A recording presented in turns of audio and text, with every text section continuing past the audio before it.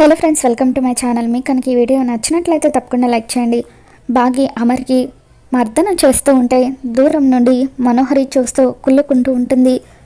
ఒకేసారి చాలా నూనెను అమర్ తల మీద గుమ్మరించడంతో అమర్ మొహం అంతా కూడా నూనె అంటుకుంటుంది.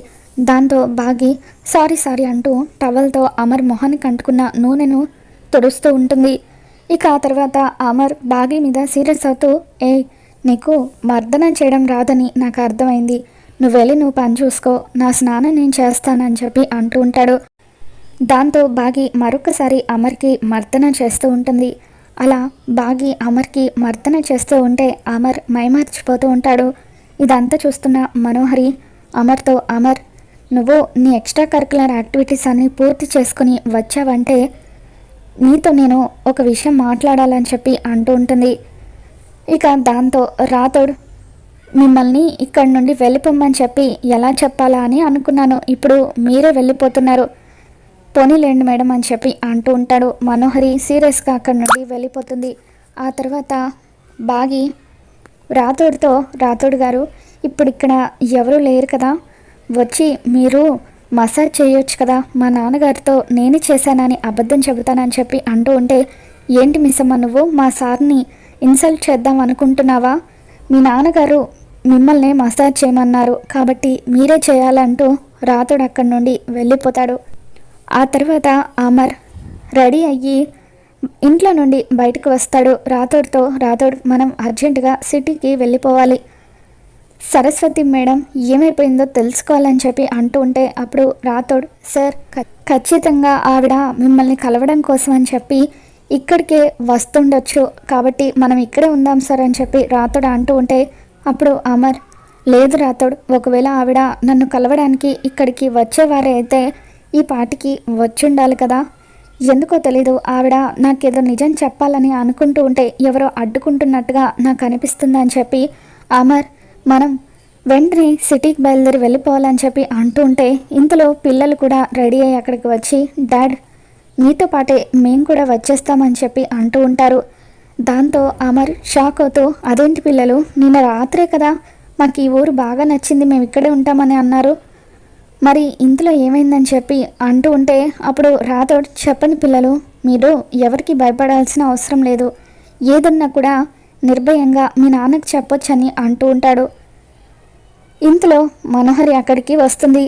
చెప్పండి పిల్లలు, మిమ్మల్ని ఎవరైనా ఇక్కడ ఉండొద్దని బెదిరించారా అని చెప్పి అంటూ ఉంటే అప్పుడు మనోహరి, ఏంటి రాథోడ్, నువ్వు పిల్లలకు ఎవరైనా చెప్పాలా ఏంటి, వాళ్ళకు అసలు మిస్సమ్మ అంటేనే నచ్చడం లేదు, అటువంటిది మిస్సమ్మ ఉన్న చోట వాళ్ళు ఉండాలని ఎందుకు అనుకుంటారు, అందుకే వెళ్ళిపోవాలనుకుంటున్నారేమో అని చెప్పి మనోహరి అంటూ ఉంటే, అవును అంతే, మిస్సమ్మ వల్లే మేము ఇక్కడ నుండి వెళ్ళిపోవాలనుకుంటున్నామని చెప్పి పిల్లలు అంటూ ఉంటారు.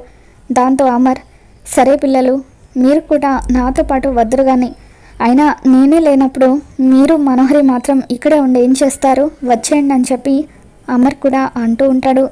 ఇంతలో బాగి బయట నుండి ఇంట్లోకి వస్తుంది. ఏంటి అందరూ ఎందుకు ఇలా బయట నిలబడ్డారు అని చెప్పి అంటూ ఉంటే, మేము సిటీకి వెళ్ళిపోతున్నామని చెప్పి అమర్ అంటాడు. దాంతో బాగి, దయచేసి మీరు మరొక 2 రోజులు ఇక్కడే ఉండండి అని చెప్పి అంటూ ఉంటే అప్పుడు అమర్, నాకు అర్జెంట్ పని ఉంది, నేను వెళ్ళాలని చెప్పి అంటూ ఉంటాడు. సరే, కావాలంటే మీరు వెళ్ళండి, పిల్లలకి ఎలాగో హాలిడేసే కదా, పిల్లలనైనా ఇక్కడే ఉండనివ్వండి, వాళ్ళకు ఈ ఊరు బాగా నచ్చింది అని చెప్పి బాగి అంటూ ఉంటే, నేను లేకుండా వాళ్ళు మాత్రం ఇక్కడ ఏం చేస్తారు, అందుకే వాళ్ళని కూడా నాతో పాటు తీసుకెళ్ళిపోతాను అని చెప్పి అమర్ అంటూ ఉంటాడు. దాంతో బాగి ఏం చేయలేక, మీరు వెళ్ళిపోతే మా నాన్నగారు బాధపడతారేమో అని చెప్పి అంటూ ఉంటే, మీ నాన్నగారు చెప్పారని ఈ ఒక్కరోజైనా మేము ఇక్కడ ఉండడానికి ఒప్పుకున్నామని చెప్పి అమర్ అంటాడు. మరోవైపు గదిలో ఉన్న సరస్వతికి స్పృహ వస్తుంది. అప్పుడే రామ్మూర్తి అక్కడికి వస్తాడు. ఆవిడ దాహం అంటూ మంచినీళ్ళు అడుగుతూ ఉంటే అప్పుడు రామ్మూర్తి, అమ్మ మనోహరి, ఒక్కసారి మంచినీళ్ళు తీసుకురామ్మ అని చెప్పి అంటూ ఉంటాడు. ఏంటి ఈ ముసలోడు నన్ను ఏమైనా పని మనిషి అనుకుంటున్నాడా, మంచినీళ్ళు తీసుకురమ్మంటున్నాడు ఏంటి అని చెప్పి మనోహరి విసుక్కుంటూ కిచెన్లోకి వెళ్ళి మంచినీళ్ళ గ్లాస్ని సరస్వతి దగ్గరకు తీసుకుని వెళ్తుంది. ఇక అలా సరస్వతిని చూడగానే మనోహరి ఒక్కసారిగా షాక్ అవుతూ మంచినీళ్ళ గ్లాస్ని కింద పడేస్తుంది.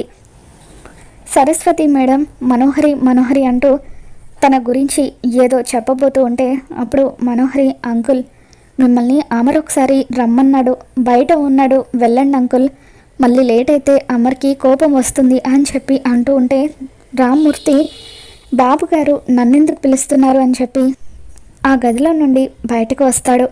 ఇకప్పుడు మనోహరి సైలెంట్గా ఉండు, గొంతు దాటి మాట బయటకు వచ్చిందంటే చంపేస్తానని చెప్పి సరస్వతి మేడంని బెదిరిస్తూ ఉంటుంది. నేను చేసినవన్నీ నువ్వు చెప్పకుండా ఉండడం కోసమే కదా నీ ఆశ్రమానికి ఎంతో డబ్బుని డొనేషన్ల రూపంలో ఇచ్చాను, అయినా ఎందుకు నువ్వు అమర్కి నా గతం గురించి చెప్పాలనుకుంటున్నావు అని చెప్పి మనోహరి సరస్వతిని బెదిరిస్తూ ఉంటుంది. అసలు ఆ అరుంధతి తప్పు చేసింది, నాకు నా అమర్ని దక్కనివ్వకుండా అది పెళ్లి చేసుకుంది అని చెప్పి అంటూ ఉంటే అప్పుడు సరస్వతి మేడం, అవును అరుంధతి తప్పు చేసింది, తనకంటే ఎక్కువగా నిన్ను నమ్మి తప్పు చేసింది, తను నిన్ను ఎంతగానో ప్రేమించి తప్పు చేసింది, నీకు అవసరం ఉన్నప్పుడల్లా డబ్బులిచ్చి తప్పు చేసింది, నీకంటూ ఒక మంచి జీవితం ఉండాలని కోరుకొని తప్పు చేసింది అంటూ సరస్వతి మేడం ఎలాగైనా సరే నీకు ఇంతకు ముందే పెళ్ళయిందన్న నిజాన్ని నేను బయట పెడతాను, ఈరోజు అమర్కి నీ గురించి చెప్పేస్తానని చెప్పి అంటుంటే ఇకప్పుడు మనోహరి నువ్వు అమర్కి ఆ నిజం చెప్పడానికి నువ్వు బతికుండాలి కదా అంటూ దీన్ని తీసుకొని సరస్వతి మేడం మొహం మీద అదుముతూ చంపాలని ప్రయత్నిస్తూ ఉంటుంది.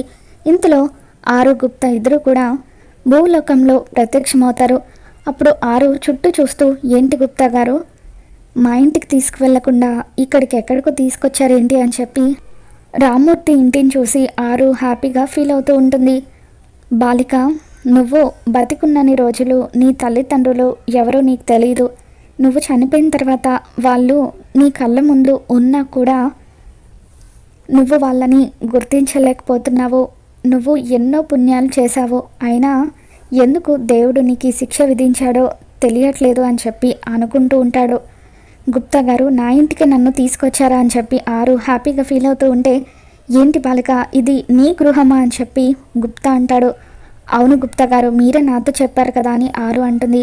ఏంటి నేను చెప్పానా, కొంపదీసి నిద్రలో ఏమైనా కలవరించుంటానా, నేను చేసిన ఈ పాపంకి యమధర్మరాజు గారు నాకేం శిక్ష విధిస్తారు ఏంటో అని చెప్పి గుప్తా కంగారు పడిపోతూ ఉంటాడు. ఇక అలా ఆరు గుప్తా ఇద్దరూ కూడా బాగి బయటనే నిలబడి ఉండడంతో బాగి కనిపించకుండా దాక్కుని ఇంట్లోకి వస్తూ ఉంటారు. అప్పుడు ఆరు కిటికీల నుండి చూసేసరికి మనోహరి సరస్వతిని చంపడం కనిపిస్తుంది.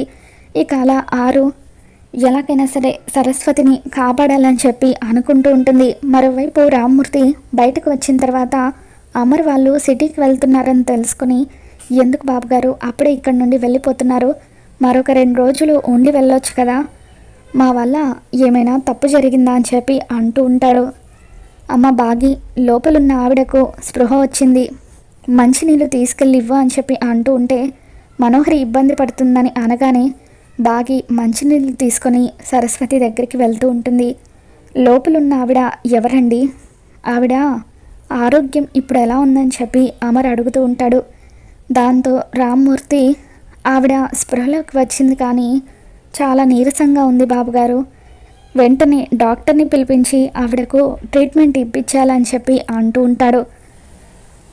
మరి బాగీలోకి ప్రవేశించి ఆరు అయితే ఖచ్చితంగా సరస్వతి ప్రాణాలను కాపాడుతుంది. మరి ఆ ఎపిసోడ్లో ఏం జరగబోతుందో మళ్ళీ మన ఛానల్లో తెలుసుకుందాం. మీకు కనుక ఈ వీడియో నచ్చినట్లయితే తప్పకుండా లైక్ చేయండి. Thanks for watching.